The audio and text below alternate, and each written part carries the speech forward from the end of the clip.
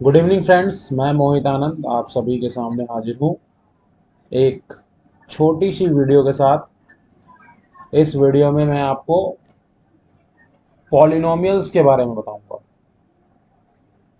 Polynomials, और इसमें मैं आपको जो पॉलिनोमियल्स के बारे में बताऊंगा वो मेरा बताने का मकसद टेंथ क्लास के पर्पस से रहेगा। हमें टेंथ क्लास में क्वाड्रेटिक पॉलिनोमियल के बारे में पढ़ना है, तो मैं आपको बताऊंगा कि क्वाड्रेटिक पॉलिनोमियल्स क्या होते हैं। तो क्वाड्रेटिक पॉलिनोमियल्स ऐसे पॉलिनोमियल्स होते हैं जिनकी डिग्री दो होती है। डिग्री का मतलब क्या होता है? डिग्री का मतलब होता है हाईएस्ट पावर, यानी कि एक ऐसा पॉलिनोमियल जिसमें वेरिएबल की, मैं यहां पे लिख दे रहा हूं, वेरिएबल की हाईएस्ट पावर कितनी है? दो। तो उस पॉलिनोमियल को बोलेंगे क्वाड्रेटिक पॉलिनोमियल। पॉलिनोमियल के बारे में आप जानते ही हैं। पॉलिनोमियल क्या है? पॉलिनोमियल एक एल्जेब्रिक एक्सप्रेशन है। एल्जेब्रिक एक्सप्रेशन जिसके अंदर कुछ टर्म्स होंगे, वेरिएबल्स होंगे, डिग्री होगी, कांस्टेंट टर्म होंगे, जो बेसिक्स आपने नाइन्थ क्लास में पढ़ा होगा। अगर मैं जनरल फॉर्म की बात करूं, general form of quadratic polynomial के जनरल फॉर्म की बात करूं तो क्या होगा? तो वो होगा A X square plus B X plus C is equals to zero. ये एक क्वाड्रेटिक पॉलिनोमियल है जिसमें अगर आप देखेंगे तो वेरिएबल क्या है? इसमें जो हमारा वेरिएबल है वो एक्स है, और वेरिएबल की जो डिग्री है वो कितनी है? दो। तो कई बार तो क्वेश्चन बेसिक ये भी पूछा जा सकता है कि बताइए कि गिवन जो पॉलिनोमियल है वो क्वाड्रेटिक पॉलिनोमियल है या नहीं। तो गिवन पॉलिनोमियल क्वाड्रेटिक है या नहीं, उसके लिए आपको ये देखना है कि जो वेरिएबल है उसकी वेरिएबल की डिग्री क्या है। दूसरी चीज, हमें जो पॉलिनोमियल पढ़ना है वो वन वेरिएबल। यहाँ पे जितने भी पॉलिनोमियल्स हम पढ़ेंगे वन वेरिएबल, यानी कि अगर एक से ज्यादा वेरिएबल आता है तो वो आपका उसमें इंक्लूड नहीं किया जाएगा। यानी कि यहाँ जो हम पॉलिनोमियल पढ़ रहे हैं वो क्वाड्रेटिक पॉलिनोमियल पढ़ रहे हैं जिसकी डिग्री दो है, और इसमें वेरिएबल एक ही होना चाहिए। जैसे कि हमारा इस जो A X square plus B X plus C वाला पॉलिनोमियल है, इसमें हमारा वेरिएबल एक्स है। ठीक है।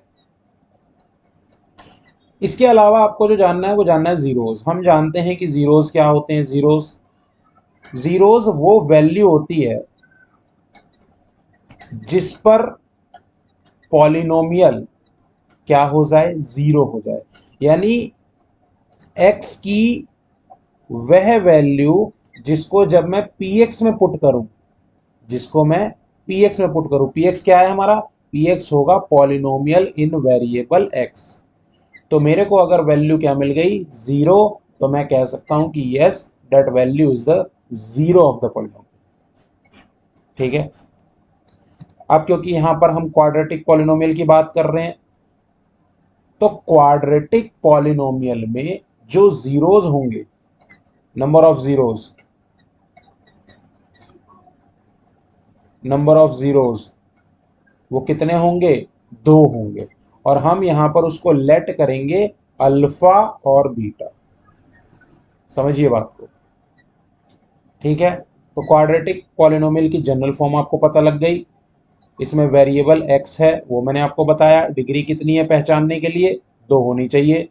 जीरो क्या होती है? जीरो एक्स की वो वैल्यू होती है जिस वैल्यू को जब पॉलिनोमियल इन वेरिएबल एक्स, यहाँ एक्स है, आपके लिए वाई भी हो सकता है, एस भी हो सकता है, टी भी हो सकता है, किसी भी अल्फाबेट का इस्तेमाल किया जा सकता है। उसमें जब आप उस वैल्यू को पुट करोगे तो आंसर अगर जीरो आ रहा है तो आप कहोगे कि यस वो जीरो है। और क्योंकि हम क्वाड्रेटिक पॉलिनोमियल पढ़ने वाले हैं टेंथ में, तो नंबर ऑफ जीरोस कितने होने वाले हैं? दो होने वाले हैं। और वो जीरो कौन कौन से होंगे? अल्फा और बीटा। ये हम मान के चलेंगे। ऐसा हम इसलिए कह रहे हैं क्योंकि हमें कुछ रिलेशंस यहां पर बनाने हैं। आइए देखते हैं उन रिलेशन के बारे में। अब हम बात कर लेते हैं relationship between zeros and coefficients of a quadratic polynomial